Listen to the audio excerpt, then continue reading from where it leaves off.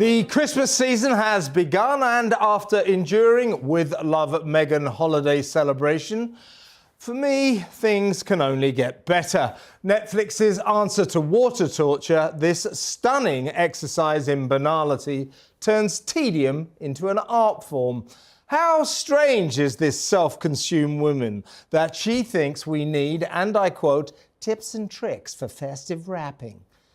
How weird is she that she arranges raw broccoli into a circle and calls it an edible rendition of a Christmas wreath? Guests that she doesn't know keep popping into the same two rooms in a Santa Barbara house that isn't hers to swap inanities. But they can't compete with the Queen of Californian claptrap who spews mind-numbing nonsense like, I just love having a tree up. There's something about it that in an area of your house you're able to really encapsulate your family story, really feel the passage of time and the different chapters of your life through the ornaments. It's a tree! Meghan's not really a royal, but when it comes to stupefying psychobabble, the magnificent language-mangling Markle is the reigning monarch, an almighty sovereign power. She's got jokes too. It feels like fondue, she purrs as she stirs up melted cheese in a saucepan. You've never heard anyone say fondant. Be still, my aching sides. When she adds it's thick, I hear myself growling, and so are you. Rude, I know, but I'm angry that by serving up this non-stop empty dirge, Montecito's self-styled domestic goddess has stolen an hour of my life that I'll never get back. She spends the first 15 minutes or so droning on about cacio e pepe and gougères, without ever once explaining what they are. Now that I know, I still don't care. Then along comes her ladyship's first pretend instant friend, some platitudinous gastro-bore called Will Guidera, who runs Meghan a close second in the pretentious cobbler's stakes. As she introduces awestruck Will to the British tradition of Christmas crackers and starts laboriously folding paper and cardboard together, she informs him, you can buy these pre-made. As in, absolutely everyone buys them pre-made. The easily impressed Will is almost overcome with emotion when his beaming host helpfully explains that when we Brits cross arms and pull our crackers at the same time, it actually feels really connected. What even does that mean? Throughout the plodding proceedings, Meg's delightful dog Guy, the only true star of the show, stages regular appearances in the kitchen, which seem like charming interludes, until you remember that poor old Guy died in January 11 months ago. So, this dreary dross has been in the can, gaining cobwebs for some time. Contemporaneous, it ain't. The DIY Duchess goes on to construct her own advent calendar, a sort of hanging sack thing that makes you yearn for the shops. She puts messages in the pouches, such as, I love you because you're brave. Harry gets a princely pouch in which his theatrically devoted wife declares there's a little love letter, a little chocolate, a little hat. Sounds about right for his little intellect. He'll like that. Two women arrive wearing red pyjamas. One's billed as a founder and friend, the other's an author and friend. And with rictus grins, they all make festive wreaths. As they depart, appearance fees pocketed, the undynamic duo's sense of relief is palpable. Then the worst bit, a visit from, bizarrely, randomly, Japanese tennis player Naomi Osaka, who, despite being paid well, struggles to disguise the fact that she has no idea why she's painting plates with the Duchess of Sussex, nor do the viewers. Nonplussed Naomi is even more bemused when Meghan hands her the aforementioned raw broccoli wreath and expects her to eat it. I'm not a cruel man, but I was going to say that Ms. Osaka is just about the most boring person I've ever seen on TV, until I realised she's not boring, she's bored. Criminally bored to tears, like the rest of us. I feel her pain. Shall we go craft? Meg inquires. Naomi's expression seems to reply, never mind go, Kraft. Can't I just go? But on to the less than grand finale, some bald chef chucking together the salad from hell and, drumroll, the regal entrance of the dim Duke himself. Yes, it's Harry and he's hungry. I smell gumbo, booms the spare shortly before he tucks into his wife's sausage and shrimp concoction, a spicy dish that hails from America's deep south. I can feel it puncturing my head, says Harry mysteriously. And with that, there's just time for Meghan to toast the long-suffering crew who have had to witness this gormless garbage at close range for hours on end. That's a wrap, cries someone, and you can almost hear them all running for the door. Please, Meghan, never inflict anything like this on us ever again. With love, Kevin. Let's talk now about this story on the front page of the Mail on Sunday. World exclusive interview. Amid reports Duchess of Sussex reached out to her sick father, Thomas Markle tells the Mail on Sunday he still hasn't had the call that he longs for. The headline, Dad's plea to Meghan, see me one more time before I die. Let's get reaction from Talk's royal correspondent, Rupert Bell. Good morning, Rupert. Good morning, Mark. First of all, our hearts go out to Thomas Markle because he's been very seriously ill. He's lost a leg through amputation and he is fighting for his life. Yeah, and this is just a desperately sad situation. You can't sugarcoat it. The family are, it just seems like he says, she says, because by all accounts, Meghan Markle's team have said we've reached out, and yet the Markle team in the Philippines are saying, haven't heard a dicky bird. So the whole thing is just a further testament to the breakdown of relations. We don't know what exactly is going on, but what we do know is clearly Thomas Markle is very seriously ill, and it just seems as unedifying a spectacle as possible. But in a way, this is Meghan's brought about it herself, because she's the one who severed relationships with her father. He brought her up in the main, is what I'm told, but she has completely... from the age of, I think, 11 to 18, Doria was travelling the world. Yeah, and so, in a way, and she's completely rewritten him out of history. Now, we know around the wedding it got a bit complicated, but he's never met Harry. Excuse me. He's never met the grandchildren, and yet now he's languishing very seriously ill in a Philippines hospital, getting some very good care, clearly, but it's just a nasty spectacle, and it's being played out once again in the media. In a way, this is not a good look for Meghan or Harry. I think yesterday Harry was speaking at a conference in Santa Monica to British and American Council. So the family just in California seem to be carrying on as normal, whereas Thomas Markle and his family are just saying Meghan has not reached out. And this once again just proves we don't actually necessarily believe anything that comes out of the Markle's mouth at times, or the Duchess of Sussex's mouth at times, because she seems to be fast and loose with the truth, possibly, here in this circumstance. Yes, and Meghan Markle fans, Rupert, are a diminishing cohort. And the optics of an 81-year-old man dying in hospital and begging for his daughter to call is going to further damage her reputation, isn't it? Yes, I mean, it just feels wrong. I mean, just pick up the telephone. She probably's got his number, and he says that he never changed his number. It was always available for her to ring. So why doesn't she ring? Just ring, just do the decent thing. Why go through people if that's what she's done? Because that's even worse. Getting some minion to ring up and find out about your father and to do the thing, reaching out. I mean, I'm sorry. It should be her saying, Dad, I don't know how you begin the conversation, but, what can I do? Because she's got the money. Presumably she could help him. May have to pay for medical costs. I don't know. But it just feels to me so sad. and just an unedifying spectacle, which is once again being played out on the front pages of the papers. And yet his great crime appears to have been a decision to pose for paparazzi photographs at an internet cafe in the run-up to the couple's wedding in 2018. Maybe misjudged and foolish, and perhaps he was motivated by money, but not exactly crime of the century. No, it wasn't, and look, he comes from, Meghan Markle comes from a very non-traditional person who marries into the family.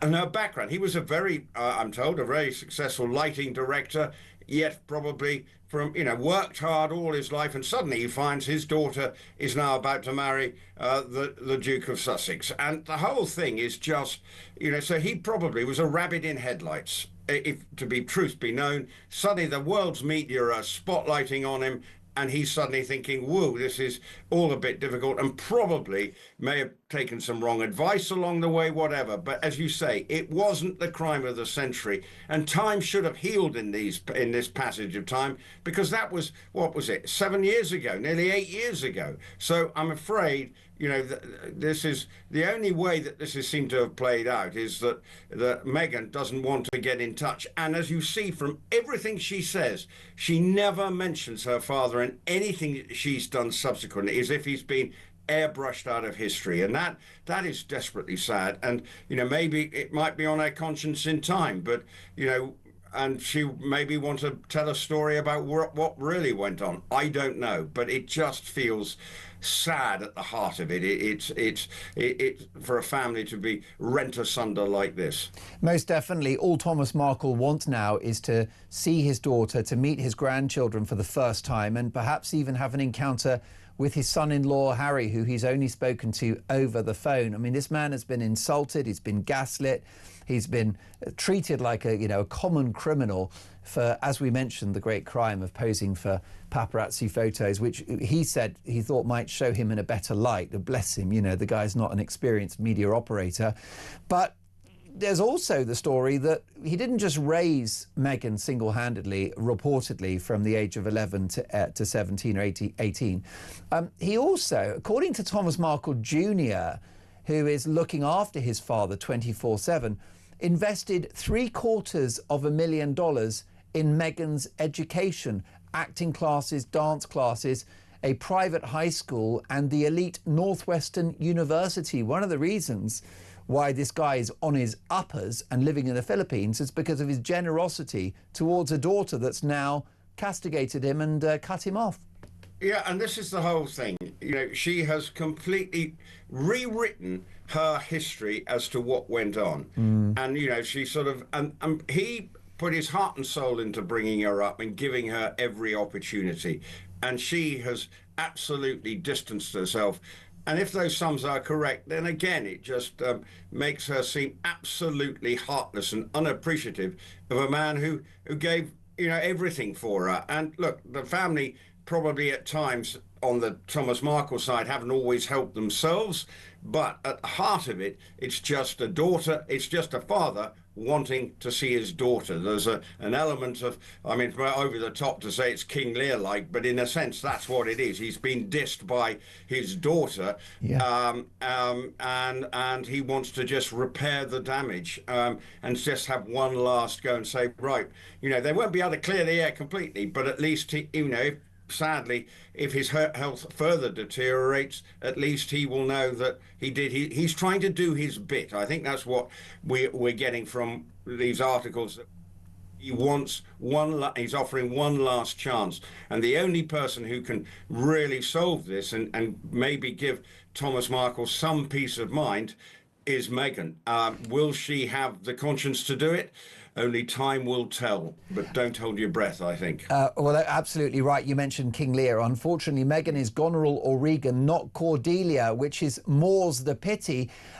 Prince Harry, hardly brain of Britain, Rupert, but he can't be too happy with these headlines and perhaps is privately advising his daughter to get a grip. His wife to get a grip. Well, well, if you can see that he's got his own family issues, and there's one common theme here, and I'm sure we've spoken about it before. It is Meghan, Duchess of Sussex. I mean, Harry is alienated from his family in the United Kingdom, yet he's going around talking about his Britishness all the time. As I say, he was at a British American Council shindig yesterday in Santa Monica. So he is, clinging to his Britishness, but he's unfortunately his relationship with his family is not repaired, and so it's a mess for both of them. And this highlights the rift that has been caused between the Markles and Meghan, and we still know there is a huge rift between Harry and his family back here in the United Kingdom. I'm here and I'm ready to talk Prince Harry. Yeah, well, Prince Harry,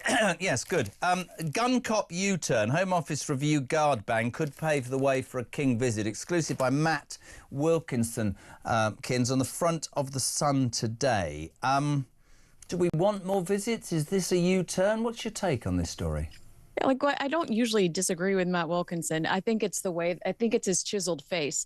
But I don't necessarily feel like this is a way for Prince Harry to reunite with his father. If you have seen the activity happening here in the States in the last few weeks, Harry, I feel like, is doing more damage to his relationship with the British royal family, jeopardizing his relationship with the British royal family. That Colbert stunt. Have we got that, by the way? Has anybody said? I'd love to. We'll play it at some point during the interview. I mean, just tell people he went on that Stephen Colbert show and just did a series of funny accents, taking the mickey out of Trump, right?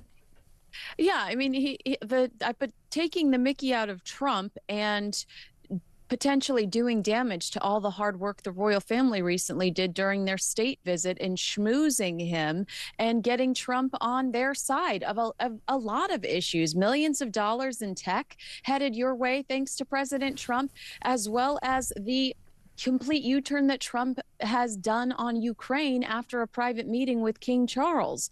You know, for Harry to go and then make fun of Trump, who has said in the past, you know what, I'm going to let go of the immigration drama surrounding Harry because I have respect for his father and his family. I think that Harry doesn't realize that he's causing trouble ultimately for his family, or he does, and he just simply doesn't care. And that's actually probably the most likely scenario. Also, on Friday, he had another speech. He gave another speech here in Los Angeles. You're really getting a sense of his desperation for a paycheck, right? And joking about Downton Abbey versus being a member of the royal family. I mean, you know, if you are going to call this institution so toxic, then make your own lane and stop cashing in off of your association with them. But that's the truth, isn't it? And you and I have talked about this for years, it seems. We both felt when they made their bed, fair play. But then we both, I think, realised that very quickly the only way they could lie in their own bed was to slag off or use the very thing that they want nothing to do with, and their relevance is shot. I want to ask you more about. You know, I was just talking to Poppy Coburn, and she said that everybody knows that he's desperately unhappy in his marriage. Is that a fact? The tabloids report that here. The tabloids have reported that there are issues at home, that Harry is homesick and Meghan is so determined chasing fame and fortune that Harry doesn't want the kids on social media. And every time Meghan's got a new launch, she inches the kids closer to an official reveal because she's pursuing those headlines and she needs that positive press. And it's one of the only ways she manages to get positive press. So there are stories circulating here in the States about issues at home.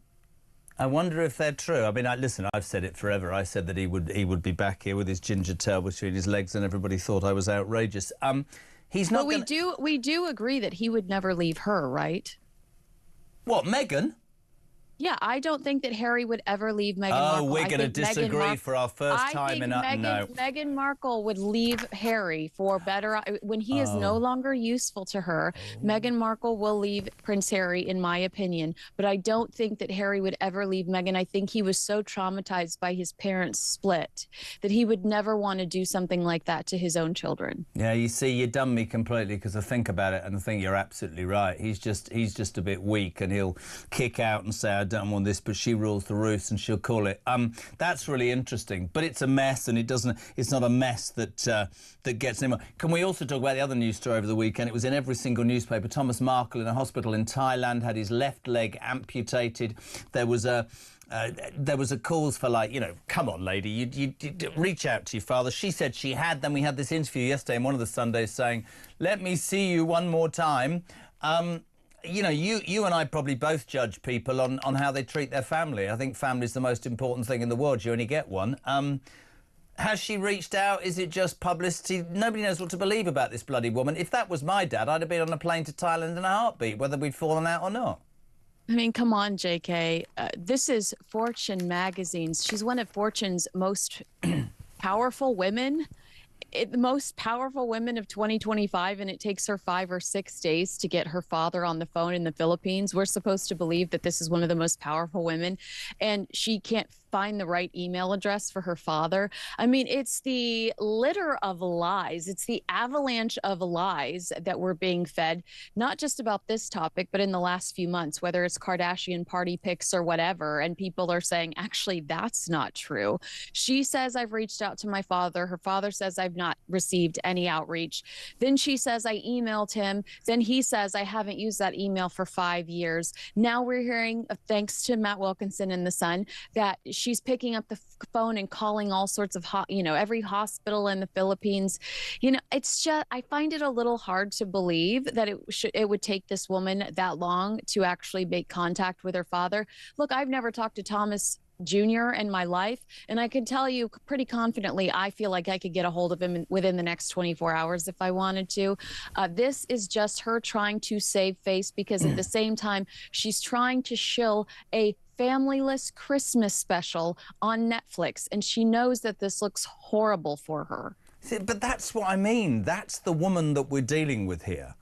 She would ring or reach out to her father if that's the truth, because she knows in terms of what she's promoting, it's not going to look good. Not that you want to make up with your dad before he passes, because trust me, and one of my best friends managed to do that, and it was the best thing he did, because he then could look himself in the mirror and there's no conscience or whatever.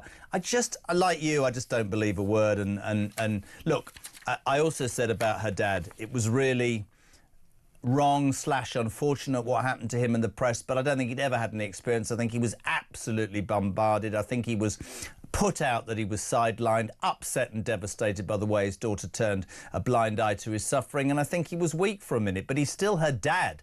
And the way that she sided just with her mother, and I just think it's really sad. And what she doesn't seem to get, apparently we've got a picture of her serving raw vegetables with a shop-bought dip. I won't talk about that in a minute, but that to her is more important. Is that really, what is that? What is that? If you're tuning in on the radio, it's 3 bits of broccoli, 2 very small, pathetic-looking tomatoes, and some dip from M&S. Why is that relevant to me? What is that about? This is one of her dishes with her Christmas special, and everybody's having a cow over it, because it's, again, like pretzel in one pretzel bag and another pretzel bag. You're just really like, really? This has to be an entire episode? Your dad is dying and you're putting broccoli dip or whatever the rubbish that is. There's the priorities of this woman. I'd like to drop her face in that dip, stick some cauliflower up each of her nostrils and put her on a plane to the Philippines. What's wrong with her?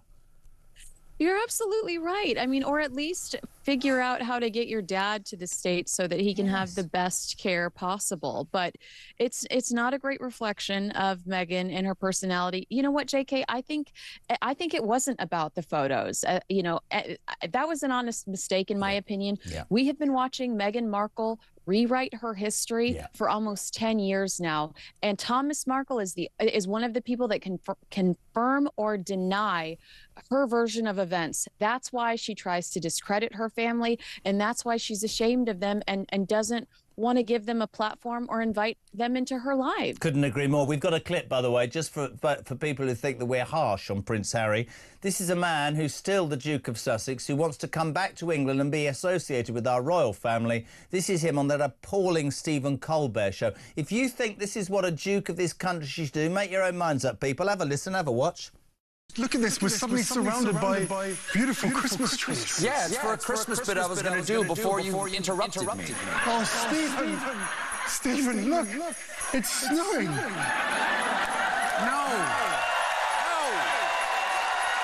Stop it.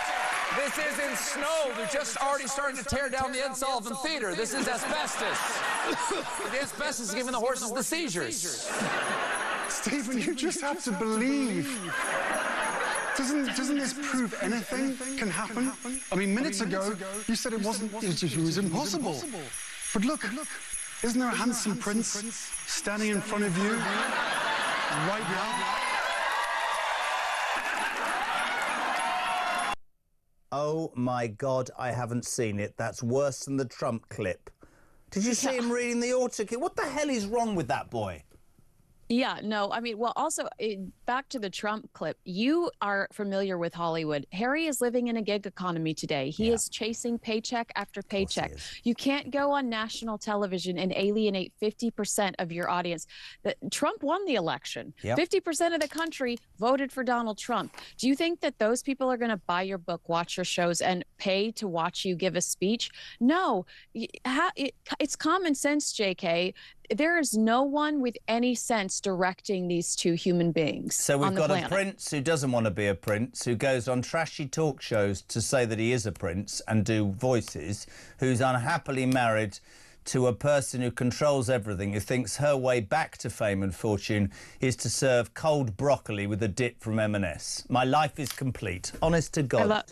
I love broccoli, though, just so everyone knows. Broccoli gives me excessive wind. Let's not get onto that. Okay. No, that'll probably get on that bloody programme again. Thomas Markle Sr., Meghan Markle's father, is stricken in hospital fighting for his life in intensive care with a worrying new health development, which is that one of his legs has been amputated. Has Meghan Markle reached out? Let's get the views of Charlotte Griffiths, editor-at-large at the Mail on Sunday. Good morning, Charlotte.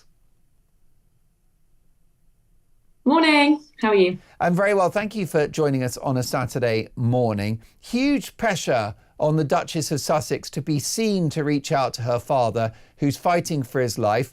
Has she yielded to the pressure? She hasn't yet yielded to the pressure, but the thing is, this moment was always going to come. There was always going to be a moment where her father, who's getting on a bit and has obviously suffered health problems for years, there was going to be a point where something happened. And sadly, it has. He's had some sort of heart problem over in the Philippines where he lives. He moved there to escape it all. And now she's in this very awkward position where she doesn't speak to her father. He's on death's door. He was in intensive care earlier in the week. He's now stable. It was the front page of the Daily Mail. It was all over the papers. It's amazing she hasn't thought this through since her wedding in 2018. You know, she's had all these years to prepare for this moment, to reach out to her father, if nothing else, just for the PR. Okay, so let's pretend she's a cold-hearted woman who doesn't care about her father at all. She does care about her image. She does care about her reputation. She has just released a holiday video in which she talks about, you know, the power of togetherness and love and, you know, the season bringing everyone together. It is really mad to me that she has let it get this far.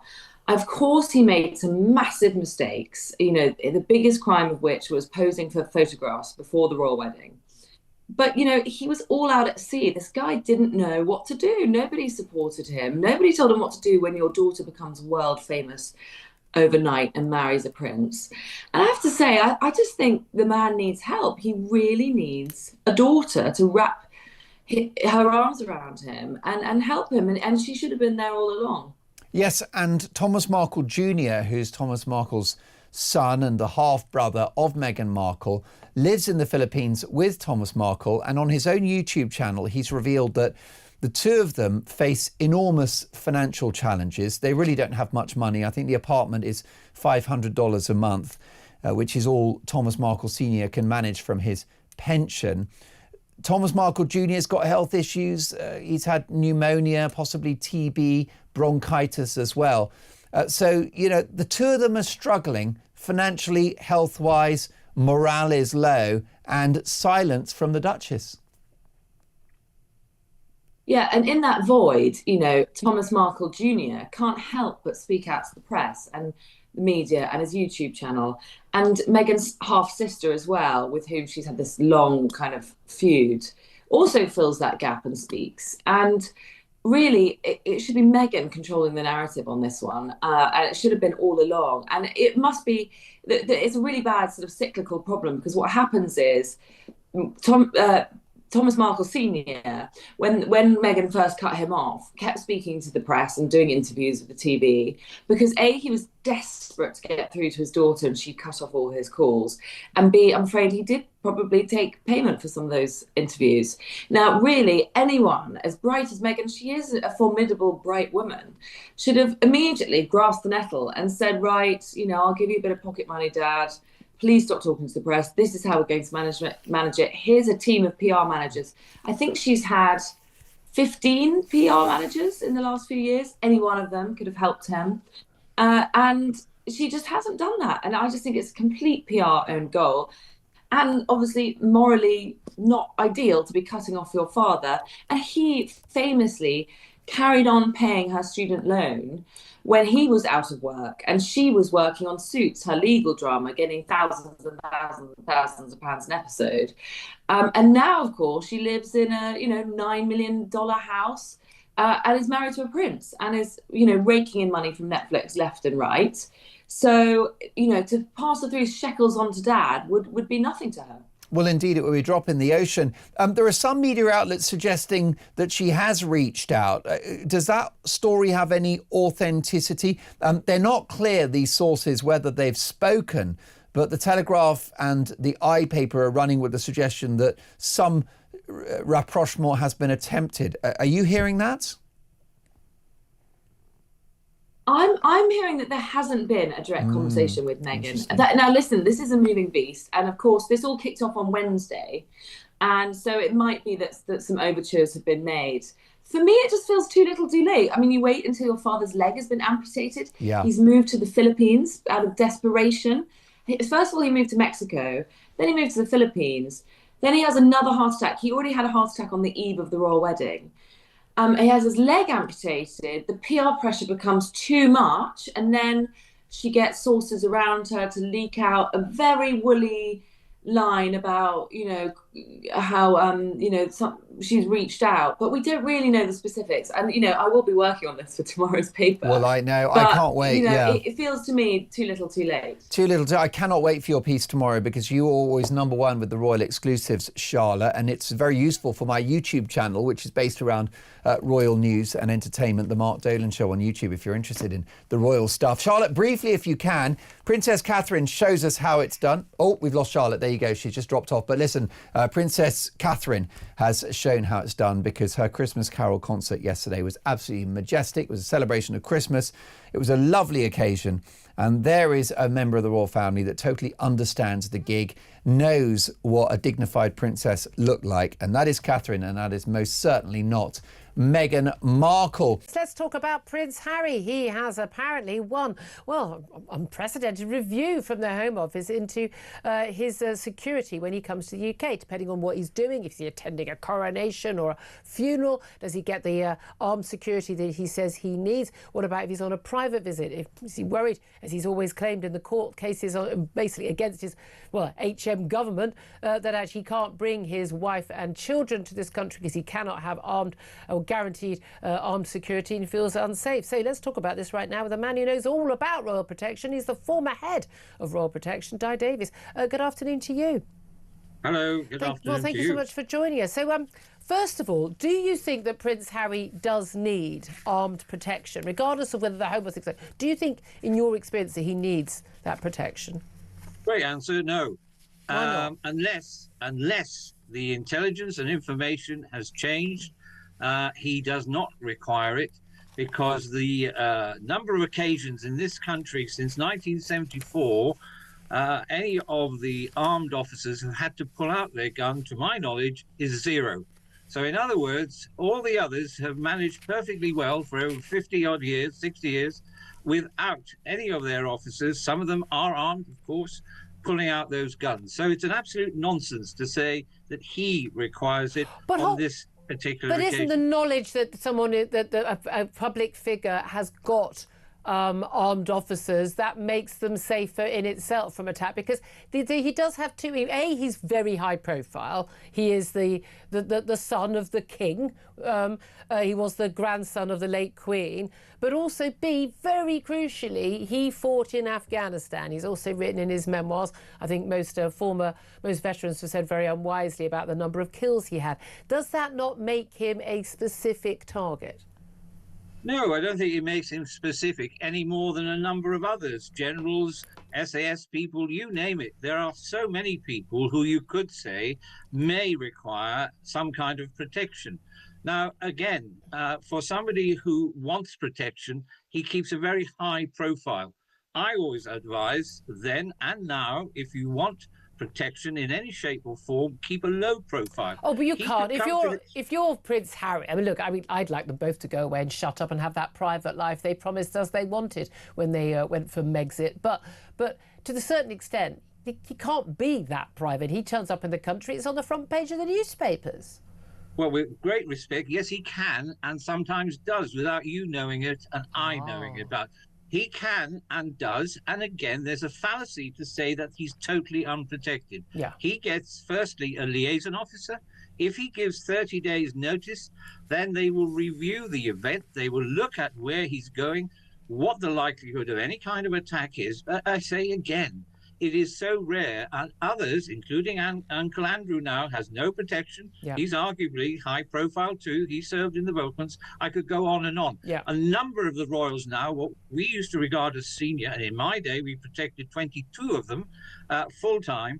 Now that has been reduced. Now somebody much wiser than I made that decision, rightly or wrongly.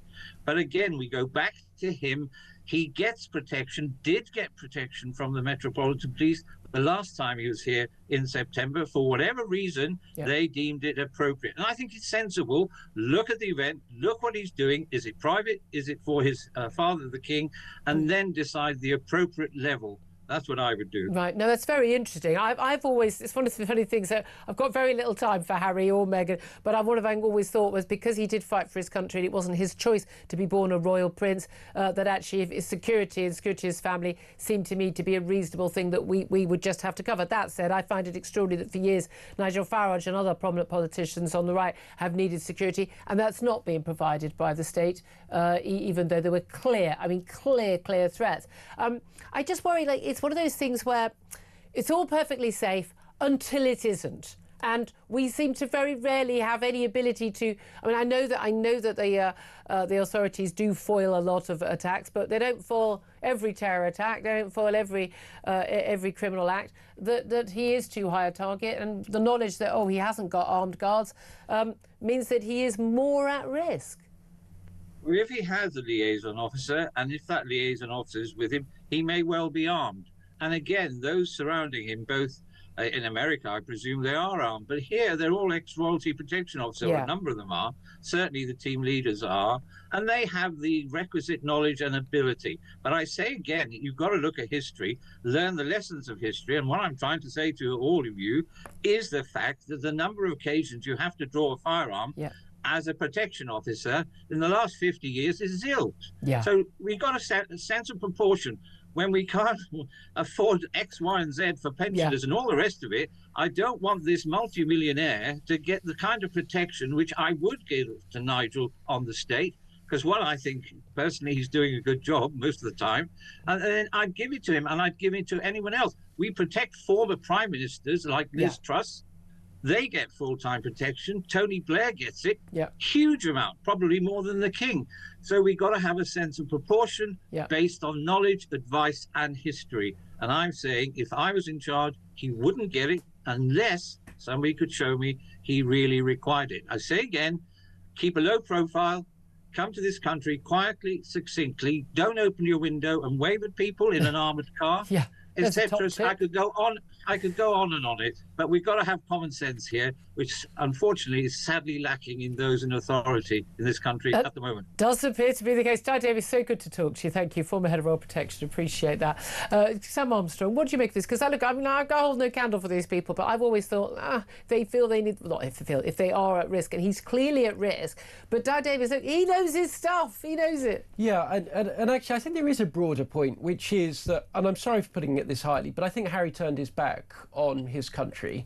He decided, despite being born into a life of extraordinary privilege and being given a job in life, which was to be I wouldn't wish being a royal on my worst enemy. Do you know what?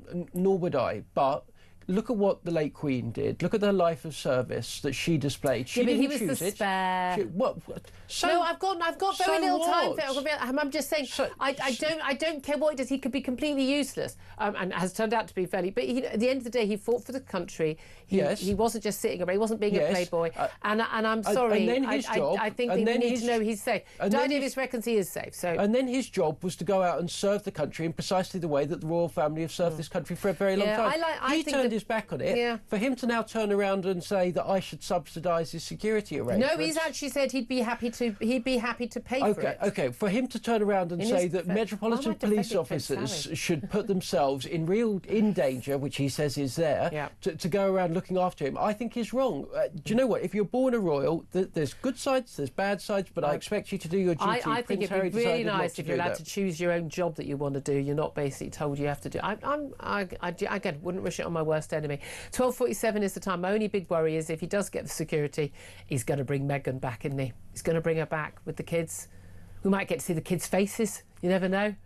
I'll live without it. Well, it would be nice for the king if that happens, of course. I do think it's still absolutely extreme. You've got the same with Meghan. Their kids basically don't know their grandparents on one side of the family. One of them is dying in a hospital. I think it's disgraceful. I think it's deplorable. But these people, generally, Harry and Meghan believe that they appeared out of nowhere. They're totally individual people. No, you're part of a family. I've got no time for this, like withholding your children from from the grandparents. Very absolutely bizarre. Yesterday in the newspaper, it was all about Prince Harry. The big headline in the Sun, my security view is going to be reviewed. Turns out he wrote to Shabana Mahmood asking for a review of the UK security. So presumably this backs up the belief that the Ginger one wants to return to these shores, which is ironic because all he seems to still be doing is slagging off the royal family, liking them yesterday in some interview in the States to like Downton Abbey, but with more drama. He did that ridiculous Colbert interview we showed yesterday where he took the mickey out of Trump. He just, I don't get, he's obviously desperate to come back to the United Kingdom, but can't stop kicking the thing that keeps feeding him, right? Yeah, and he was talking at a British-American council event in Santa Monica, and he sort of likened, life to Downton Abbey, one's real life and the other's a television show, and we clearly know what he was implying. So, once again, but he was saying that the individual, the Britishness, it doesn't matter what we stand for.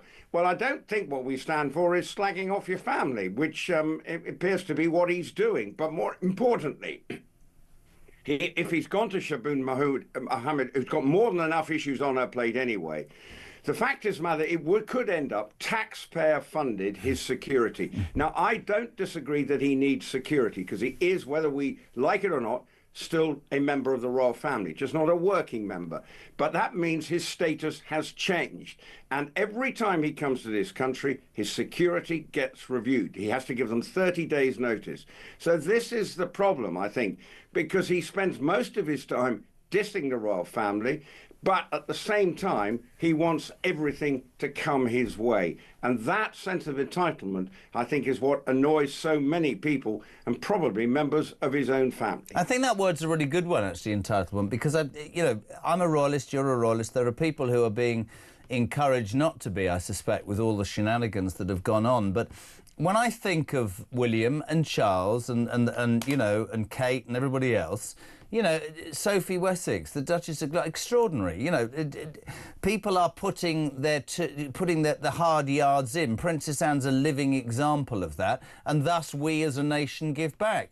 I find it galling as a taxpayer to think that because he's a prince that he doesn't want to be, and he doesn't want to live in this country, he wants to slag us off, when he chooses to deign us with his company, not that I want him here anyway, I'm supposed to pay for that. Pay for yourself. Well, either you're in or you're out. It's cake and eat it time. It's always been that way, in my opinion, with him and her. Always. Yeah, and they want to be the sort of big celebrities and sort of calling the shots. And when he comes to this country, he wants to go on sort of quasi-royal tours and show everybody, look how wonderful I am and how much the public love me. And this is the problem for the royal family. He does still think that he is, you know, has a very special case. I know he should have security because he is a member of the royal family, but it's the rest of his behaviour that I think people find reprehensible. And obviously, as a family, he's got his own issues with Thomas Markle in hospital. And, you know, their talk of family, well, they seem to have a very misguided view of what family is all about. And they're lecturing us on how families come together. Well, she and he are part of a pretty divided family that makes even most soap operas look pretty tame by comparison. In the book, you talk about the history of the House of Windsor over the past century and focus on its ability to survive and adapt. How would you rate their current adaptation strategy? Because Andrew has really jeopardized, in my opinion, 2025 for the family. I'm a huge supporter of the family. I love them, but I also feel like Prince Andrew has done them, and Andrew Mountbatten Windsor has done them no favors this year. Oh no, it's a stain on their brand, and which one will never be, I think, erased. I think also the loss of the Queen Elizabeth, you know, and also the illness of the King, both his cancer and Catherine's cancer, you know, certainly gave a sense of that the monarchy is not as stable as it perhaps had been under Queen Elizabeth. And then you have all the things that have happened since, but particularly this whole business with Congress calling Andrew to give evidence. Now, a lot of these were never going to happen. They knew it was never going to happen. There's a lot of grandstanding going on here, and I'm not comfortable, as I say in the book, about the way that, you know, there's none of these things that have happened against him have been proven in a court of law, but that's his choice. But it is also, you've got to remember that tragically the key protagonist in this, Virginia Giuffre Roberts, is dead. She tragically killed herself, and that judges and even Alan Dershowitz as well also called into question the level of and the quality of the evidence that was being produced against Andrew. So, but the thing is, they've taken this action themselves, the palace and the king.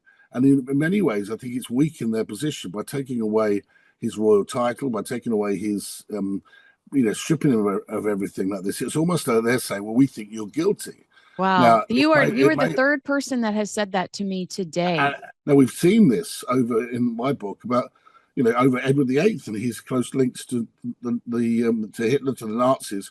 Well, that was covered up by the establishment, very much so, until we got things that opened up from the Marburg files, etc. So, you know, that lack of transparency is actually damaging, and the cover-up, as they always say in all these things, is always worse. Well, mostly worse than the crime. We don't know in this case if there's even been a crime. So my feeling is that by doing what they've done, that they've actually opened a whole can of worms. And we've already seen what's happening past week, where the politicians now are getting stuck into the who's getting what house for how much money and etc. And even people like Princess Alexandra, who was a real star in the 50s and 60s, who worked tirelessly for the monarchy. And she's not very well, you know, she's not been very well lately. And now she's coming under fire for paying a peppercorn rent. You start to think, well, this all unraveled because they allowed people to start looking inside the can, and all the worms are now getting out. It is alarming. I've seen those reports you're talking about, and I felt a lot of sympathy, as well as for Prince Edward, who has been such a hero over the last few years and swooped in to help out the monarchy in the absence of Prince Harry and Meghan. Prince Edward, when they talk about these housing, for example, you know, you've got to remember that Charles, of course, as Prince of at the time, was getting £25 million a year through the duchy or equivalent. Princess Anne, on her wedding, got Gatcombe Park given to her by the Queen. Prince Andrew, when he was a prince, was asked for a Sunning Hill Park to be built, which he eventually sold for £12 million or whatever it was. Edward didn't get that. Now, we don't know what he got. Maybe he got the lump sum to pay for Bagshot Park for the lease. But it does seem a little unfair that they're now, people that are actually doing the job are now under the scrutiny because of Andrew. But then again, it's not them. It's not Andrew that opened the box. It's the courtiers that demanded almost to pile everything onto him. Well, we talked a little bit about Prince William's love of the game and how he includes the kiddos in it. So I'm going to skip over Catherine's service for just 1 second, and I'm going to change the rundown around just a little bit, because we are seeing reports from the Daily Mail, and this is an exclusive from them, that Prince William is expected to take Prince George along with him to potentially visit his Centrepoint charity coming pretty soon. We know Prince William's understanding of homelessness began when Princess Diana brought him to a shelter when he was just 11 years old. And that's something that he continues to talk about today, that lasting mark. 20 years have passed since he became a Centrepoint patron. This is so important because he's carrying on Diana's legacy, what you teased at the very beginning, Rupert. And as the milestone approaches, William hopes to introduce Prince George, who's 12 now, to the same cause by bringing him to a homeless shelter. According to a royal insider, he frequently speaks to the children about the issues and wants George to meet some of the people who helped shape his mission with Homewards.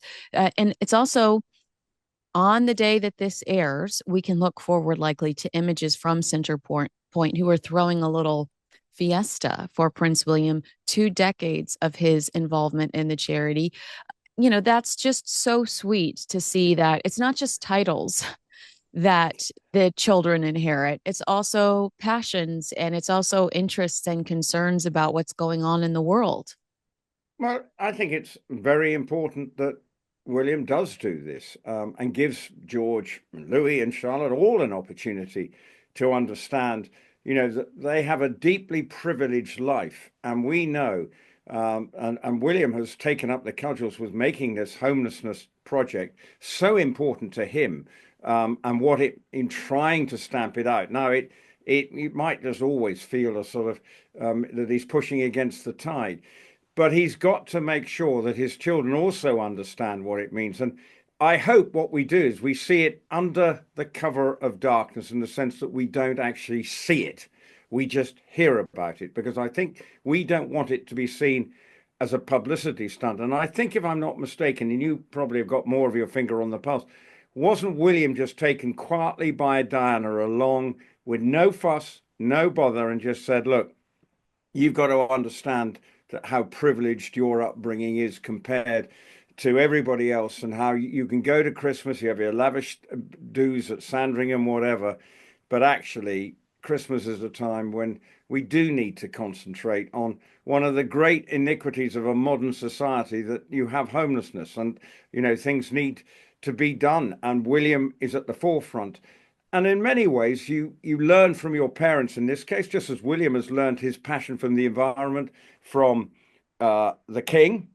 Diana's passion for the homelessness issue is something that he's also taken up. So you can see the influence of his parents on his great sort of missions in life. One in this country, which is homelessness, and obviously the King and the environment, and taking it a stage further with the Earthshot. So for George and the other 2 children, I'm sure William will be very keen to impart his experiences and make sure that they understand the significance of what he's been trying to do, and to move it on maybe in down the line when they all become a little older. I also appreciate the fact that he wants him to stay children for as long as possible, because once you enter the responsibility zone, there's no going back. And really, he's the poster child for it. It opens you up to criticism that you're not doing enough, or how come we don't see them here, and here. So he's saying, I just want them to be babies for as long as they have that freedom. Well, just grow into being teenagers with not as much fuss and bother. Look, they were paraded last week. I don't say paraded, but they were there, all in booted and suited, in their suits and putting on their best bib and tucker to go to it, and they were there, and again they know that they're sort of on show. But Louis in the suit, sort of, that certainly that took me by surprise. He scrubbed up well, and I don't know what he was like. We'll see on when the program goes out on Christmas Eve whether he was behaving like a naughty schoolboy. But I do think it is very important, and all the royal family have talked about it, is how they want to try and have as normal a childhood, and particularly in George's case, because ultimately his destiny's worked out for him. He cannot have a normal life, whereas the other members of the family don't have quite the same level of pressure. But they will be, given the paucity of people around, you can see that Charlotte will maybe adopt the role of the Princess Royal and will be as significant a figure as she is in the king's life, and the sort of rock, and he's just always around. And maybe that will be Charlotte's role, to be that support and for her elder brother. But that's her call in some ways, and how it plays out in her life. But it's quite right that the family is saying you have as normal a school days as is possible, and just enjoy it. And I think that they are doing a very good job of protecting them from the prying eyes, bringing them out when required, but not overdoing it. What's going on here? Do we understand that it's now the case that Thomas Markle is in possession of correspondence from the Duchess? Yes, well, they think a letter has arrived, but we're not allowed to know what it is. I mean, she's told him that he can't actually show anyone. It's not her business. She doesn't run him. She doesn't even find him. So I think it's disgusting, her behaviour. She will take a plane and go to win any type of program, whether it's clothes, whether it's being wonderful a mother, anything like that. She'll be in a private plane, no problem, but she won't go to him.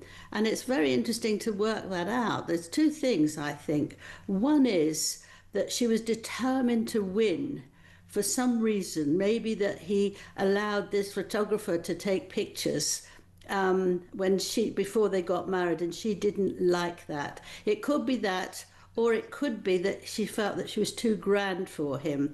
So she's either got that, or she feels that she just can't, she's too scared to speak to him, because why shouldn't she fly over? I mean, it's absolutely absurd. And she's using somebody else has done it badly, not me, blaming the male. And that's fascinating, because she says the male is behaving unethically. So I looked up ethically, and it's moral principles. Well, if anyone hasn't got moral principles, it's definitely Meghan.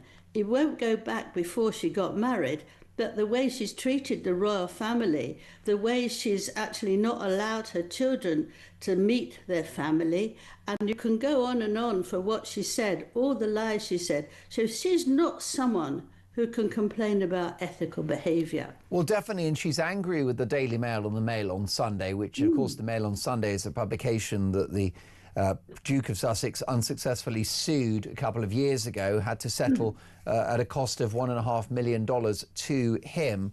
So there's no love lost between the Sussexes and the Mail newspaper. And they're not happy because Thomas Markle gave a tell-all interview to the paper last Sunday. And the reason why he did is because the woman that has been there for him in his hour of need is Caroline Graham, the Mail on Sundays. Is she the royal correspondent, royal editor of that paper? Yes, I mean, she's entitled to go along. Oh, she's the US editor, I think. Yeah, she's been friendly with him for years now. Why can't she go and talk? But Meghan says she can't go and see him, or she can't phone him, because somebody might hear it. There might be a journalist there who's listening, and she wants something private. So therefore, she's not going to do it.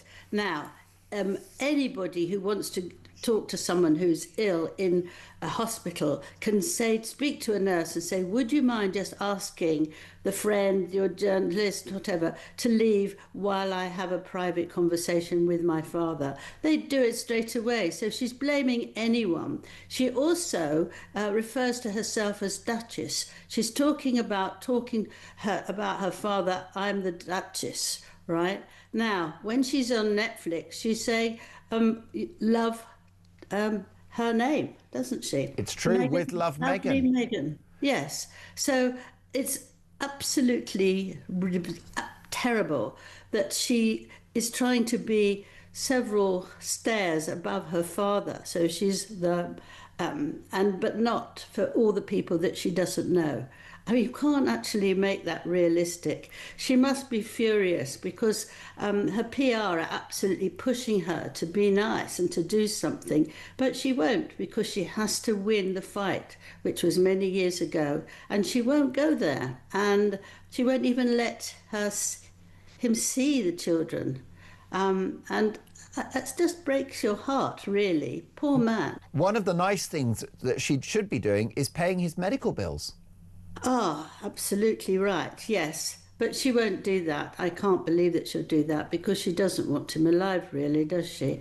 Now, that's a very powerful thing to say, Angela. Well, it is very powerful, but if she did, she'd be rushing there and she'd be trying to organise it. She would put him in a very good hospital in the USA so she can go and visit him.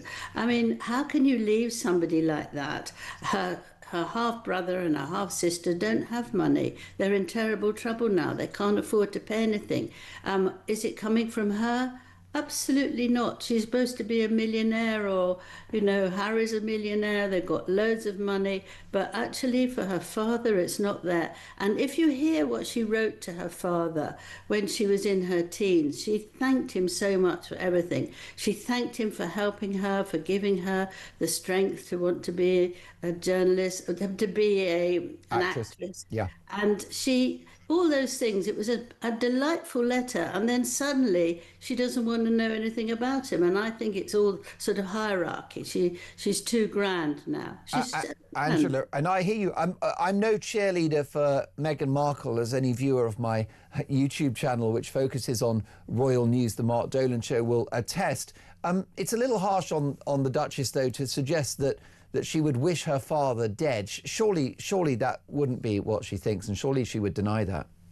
Well, I might be cruel, but I just think that unless you try hard, it doesn't matter if she doesn't like him, but I think it's absolutely her duty to go there and speak to him and be kind and to help him.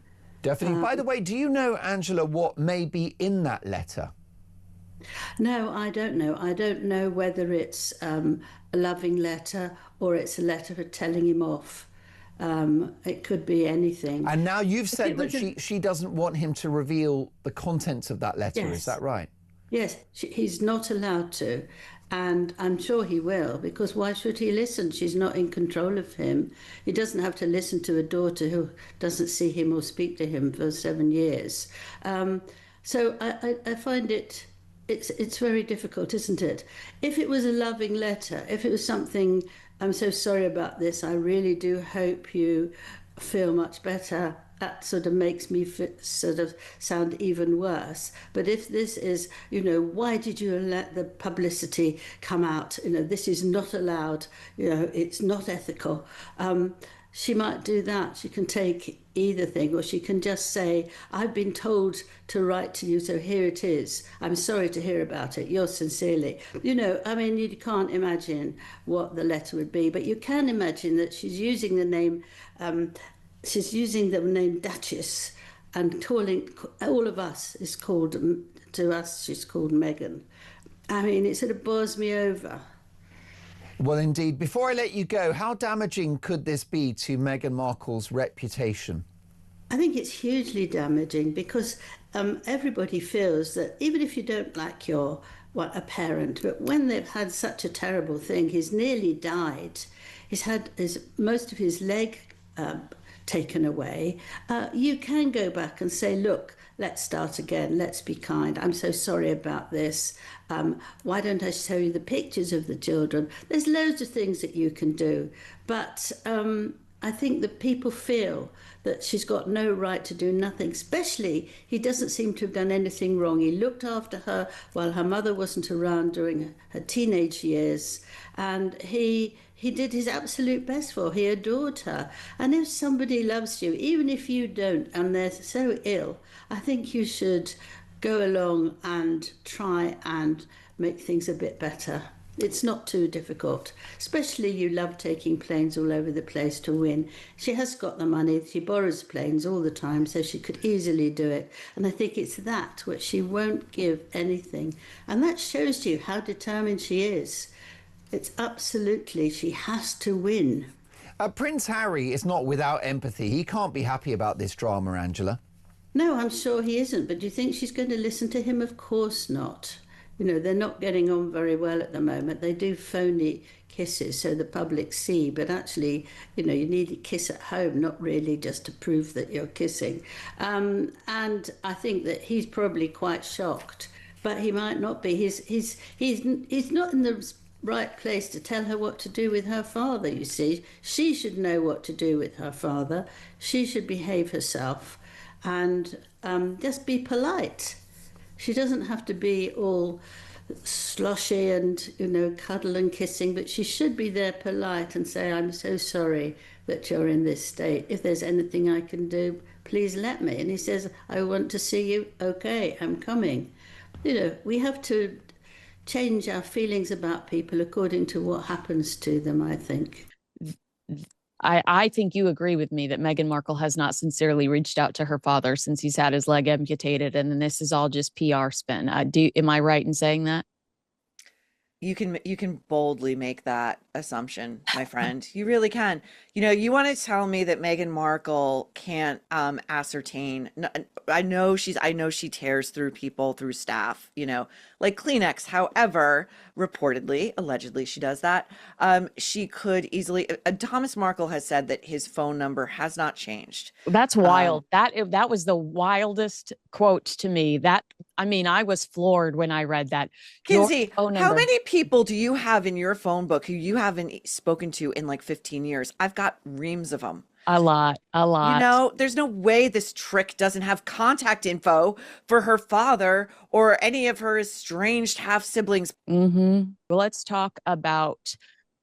I love this story. This is not the first time Kitson's done this, but Meghan Markle has been labeled Villain of the Year and a Montecito diva by LA boutique Kitson. The trendy Robertson Boulevard store has included her in a gallery of holiday hypocrites featured in its scathing Christmas window display. They named Meghan one of 2025's villains alongside Governor Gavin Newsom, George Clooney, and Katy Perry. What I love about this, okay, so you and I hope I'm allowed to say this, we're sitting at the Polo Lounge and we were actually like laughing at John Voight passes us and we're laughing at the idea that this is where Meghan wants her interview. This is where Meghan wants to be seen. It's just so basic B word, right? And I love this about Kitson because you know that this is the type of store Meghan loitered around. Trying to get papped when she was going to 90210 and Shakira auditions. Kitson was the place where Tori Spelling would pour out and Paris Hilton would pour out. This probably does kill her. In the aughts, Kitson was like the place in LA for all those, you know, little reality stars and the Britneys of the world and the wannabes, and they really hit their apex when they issued Team Angelina and Team Jennifer t-shirts, you know, at the height of the Brangelina thing. And like Us Weekly always had like a reporter just parked outside to see what was going on in Kitson. It's not really relevant anymore. But, you know, I mean, Meghan had some real stiff competition. We've got the Blake Lively's of the world. We've got the Ryan Reynoldses of the world.